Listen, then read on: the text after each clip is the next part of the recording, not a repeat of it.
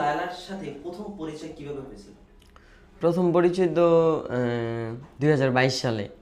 তখন মামনের একটা প্রোগ্রাম ছিল, 2 মিলিয়নের, আপনার টিকটকে আর 2 মিলিয়ন ফলোয়ার্স হয়েছিল আর কি। সবাই একটা মিট আপ দিছে। মিট আপ বলতে গেলে একটা খুবই বড়ই একটা কনসার্ট অনুষ্ঠান হয়েছে।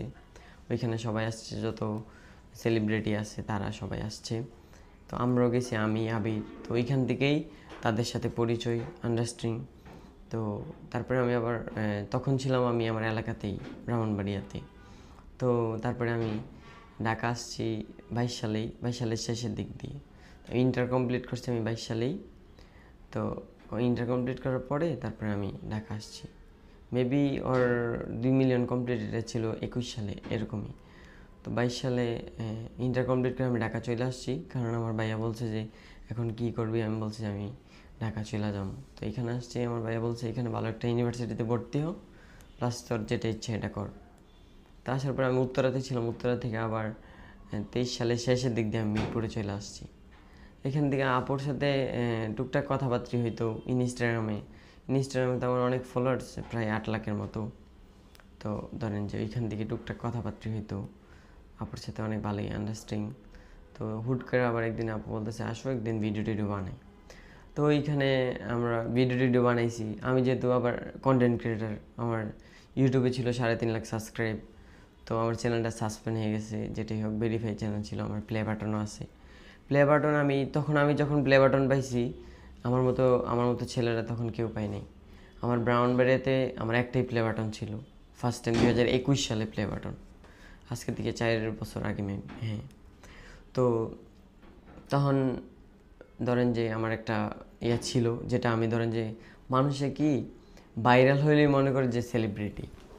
আর যারা মনে করেন যে চুপি চুপি ভিডিও করে নীরব যারা, তারা কিন্তু ওই দান্দায় থাকে না, তারা তাদের কাজ দেখায়। তা আমি তখন থেকেই ভিডিও টিডিও করতাম। তো আমার চ্যানেলটা সাসপেন্ড হয়ে গেছে। আবার একটা চ্যানেল খুলছি, ওটা হচ্ছে ক্রেজি ইমন। এটাতে 64,000 সাবস্ক্রাইব আছে। আবার অনেক ছোটো ছোটো ইউটিউব চ্যানেল আছে, অনেকগুলোই পেজ আছে আমার, একটা 1,25,000 ফলো। হ্যাঁ, টিকটকে তখন থেকে ভিডিও করতাম, বাট তেমনভাবে ছিল বলা না। যায় যে টিকটক থেকে আপনার ফার্স্ট পরিচয় হয়েছে। না, হ্যাঁ, ওই যে মিট আপের ভিতরেই টিকটকের ইয়ে ছিল এটা, ওইখান থেকে ফার্স্ট পরিচয় হয়েছে আপুর সাথে। তারপরে ধরেন যে এইখান থেকে আচ্ছা, যেহেতু বললেন পড়াশোনা করেন, কোন ভার্সিটিতে পড়াশোনা করেন এবং কোন ইয়ারে আছেন? আমার পড়াশোনা অফ আছে বর্তমানে। আমি ইন্টার কমপ্লিট করেছি 2022-এ, তারপরে আমার পড়াশোনা অফ। আচ্ছা, আমরা জানি যে লায়লা আপুর সাথে কিন্তু আপনার অনেক দিনের একটা উঠা বসা বা ছিল, সম্পর্ক ছিল। সেটা কোন গুণটা আসলে সব থেকে বেশি পছন্দ ছিল আপনার লায়লা আপুর? আপু অনেক ভালো একটা মানুষ। উনি, ওনার ভাই বলেন বা ফ্রেন্ড সার্কেল বলেন, যেই হোক না কেন, পরিচিত মানুষ সবাইকে অনেক কেয়ার করে। উনি কেয়ারের দিক দিয়ে বেস্ট। আচ্ছা, এমন কোন স্মৃতি আছে যেগুলো যেটা খুব স্পেশাল ছিল লায়লা আপুর সাথে কাটানো? স্পেশাল বলতে আমার লাইফে স্পেশাল বলতে কিছু নেই। কেন নাই? এটা হচ্ছে এক্ষুনি আছে, একটু পরেই থাকবে না। বা আমি কোনো কিছু স্মৃতি হিসাবে আমি রাখতে চাই না, কারণ আমার লাইফটার আমি অনেক এনজয় করতে চাই। আমি অনেক দূর যাইতে চাই, এই জন্য আমার পিছনে আমি কোনো কিছু মনে রাখি না। কিন্তু আপুর সাথে আমার আন্ডারস্ট্যান্ডিং আছে, আন্ডারস্ট্যান্ডিং থাকবে না যেমন কোনো কথা না। আপুর সাথে ভিডিও এখন হয় না, আমি আমার কাজ নিয়ে ব্যস্ত আছি, এই জন্য আপুর সাথে ভিডিও হয় না, এটাই। লায়লা আপুর সাথে পরিচয় হবার পর লাইফে কি কোনো বড় কোনো পরিবর্তন এসেছে বা আনতে পারছে কি লায়লা আপু? বড় কোনো পরিবর্তন বলতে আমি এটা বুঝতেছি না, বড় কোনো পরিবর্তন বলতে কি বোঝায়। বাট আপুর সাথে ভিডিও করার পরে সবাই অন্যদিকে একটা নিচে আর কি, যেটাই হোক, এটা আমি বলতে চাই না। তো মনে করেন যে খারাপ দিক দিয়ে মানুষে ভাইরালভাবে নিছে যেটা। তো যারা আমার চিনতো না তারাও চিনছে, আপুর সাথে ভিডিও করাতেই তো চিনছে। কিন্তু আমার ফ্যান পেজ আছে অনেক, কিন্তু যারা চিনে নাই তারা চিনছে। আচ্ছা, লায়লা আপুর সাথে যদি ঘুরতে যাওয়া হয় বা যেতে চান, আসলে কোথায় যেতে চান? হ্যাঁ, এটা কোনো প্ল্যান নেই। আপু তো অনেক জায়গায় বলে যে চলো এইখানে ঘুরে আসি, ওইখানে ঘুরে আসি, মালদ্বীপে যাই, বা তোমার পছন্দের জায়গা কোন জায়গায় ছিল চলো ওইখানেই যাই, বা এখানে সেখানে ঘুরতে যাই। তো এগুলো বলে আর কি, বাট আমি বলছি আপু এখন না, পরে। আচ্ছা, লায়লা আপু কোন দিকটা আপনি পরিবর্তন করতে চান? পরিবর্তন করতে চাই, উনি ধরেন যে অল্পতে বিশ্বাস করে, যেটা ঠিক না।